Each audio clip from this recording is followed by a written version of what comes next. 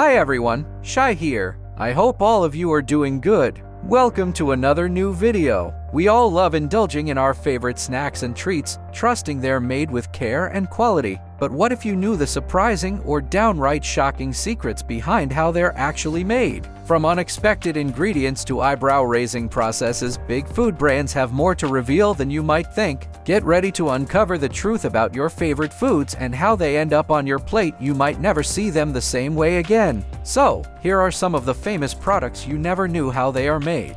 Number 1. McDonald's burgers. There was a rumor going around that the patties in McDonald's hamburgers were made with worm meat. Some people even said that they got their burger meat from a company called 100 Beef, allowing them to make the bold claim that their patties were 100% beef. But the truth is much less gross. You might be more than happy to carry on eating McDonald's burgers in moderation, of course, when you learn that their burger meat is, in fact, beef. According to the US McDonald's website, they source their beef from US ranchers, and some of it even comes from Canada, Australia, and New Zealand. They even named one of their suppliers, so you can enjoy peace of mind knowing they're not lying. Lopez Foods in Oklahoma has been supplying McDonald's restaurants with beef, pork, and chicken since the late 60s. Once the beef is received, it's checked over to ensure there are no bones in it, and then it's put through a meat grinder before machines shape the resultant minced meat into patties. They are then flash frozen, put in bags, and shipped off to restaurants. McDonald's says their patties are 100% beef and made with beef,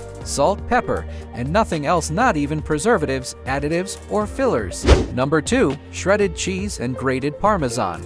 Many cheese lovers were absolutely shook when they realized cheese companies were using cellulose in their cheese products. It's not even cheese you're eating on your pasta, it's wood pulp.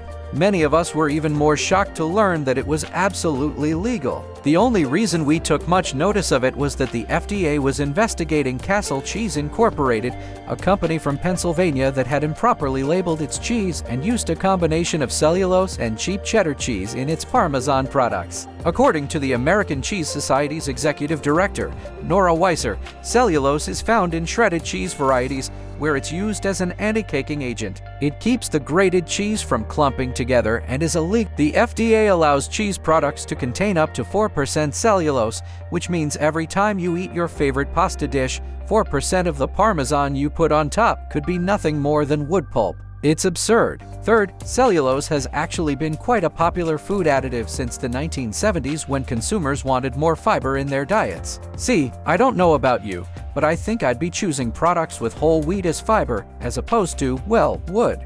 Number 3. Packaged bread. Has there ever been a more beautiful thing than sliced bread? You just can't beat it. It's sensational for sandwiches, toast, croutons, crumbs, the list goes on. But what you might have noticed is that commercially produced bread lasts far longer than anything you make at home. According to some sources, the shelf life of commercially made bread is much longer because they put L-cysteine in it. L-cysteine doesn't sound all that ominous. It is an entirely natural product, and you can find it in your meat, dairy products, and even vegetables. But it's added to bread, and its source is shocking. It's synthesized from human hair. Your bread has human hair, let that sink in.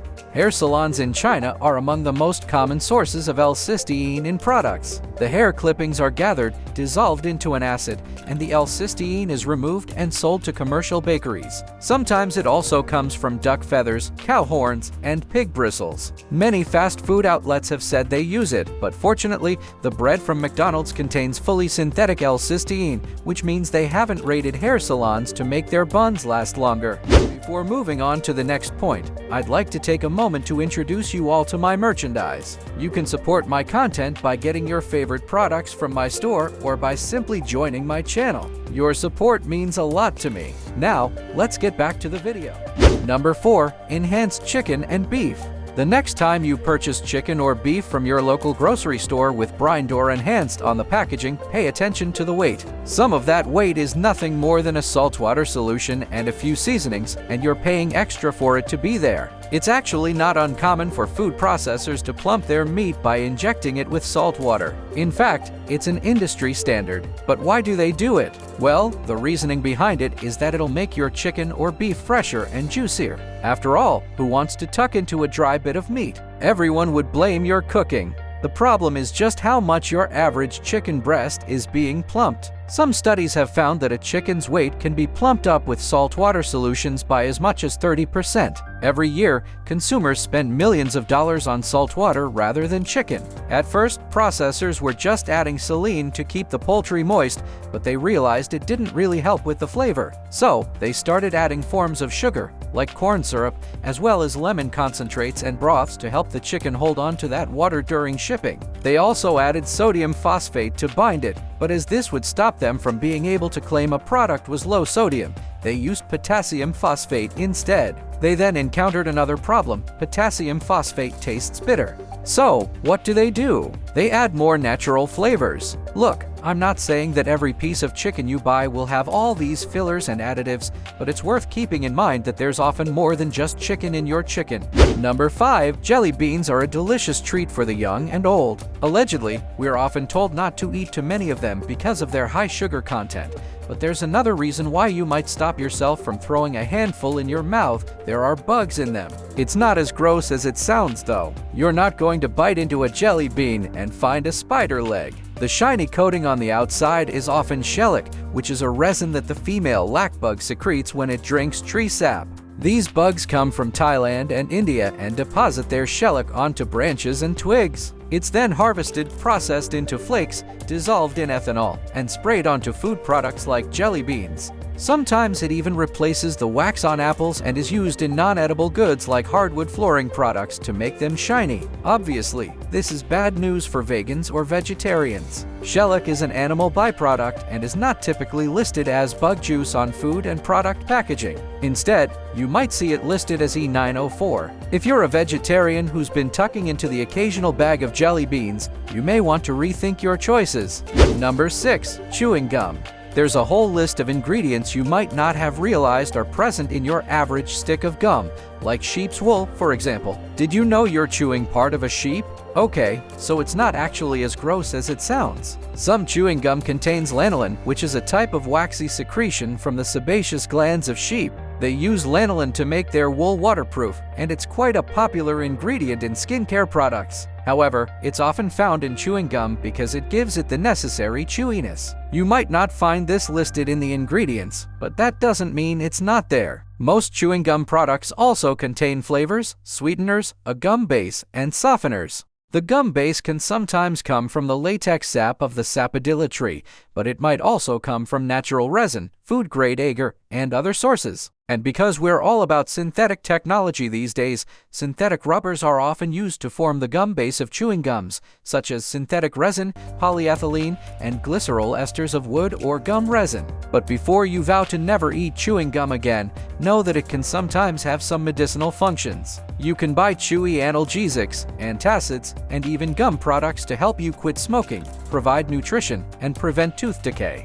Number 7. Packaged meat. Browse the meat fridge of your local grocery store and tell me which meat product you'd prefer to buy.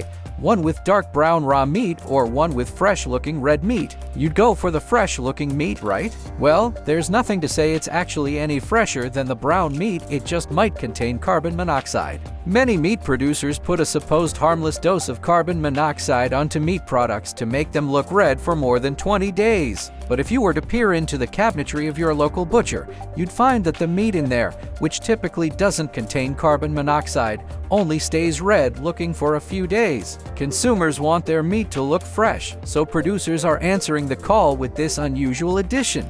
The problem is that even rotting and unsafe meat can look like it's just been sliced off a cattle beast. It's not until consumers open the packaging that they realize their meat doesn't smell as it should. Calsec, a small company in Kalamazoo, Michigan, has spent hundreds of thousands of dollars fighting food regulators and meat producers over their use of carbon monoxide. They say that consumers who make their purchasing decisions based on color will be fooled into buying old or spoiled meat. Calsec uses natural colorings, herbs, and spices, including rosemary extract, to keep meat looking red for about half as long as meat infused with carbon monoxide. So, that was all for today. I hope you have watched the video up to this timestamp. Make sure to press the like button if it amazed you. Press the subscribe button if you still haven't subscribed to the channel, as it's totally free. You can follow me on all social media platforms. All links are given in the description. You can also watch other cool stuff. The playlist link is also mentioned in the description. I will catch you up soon in the next video. Till then, peace out.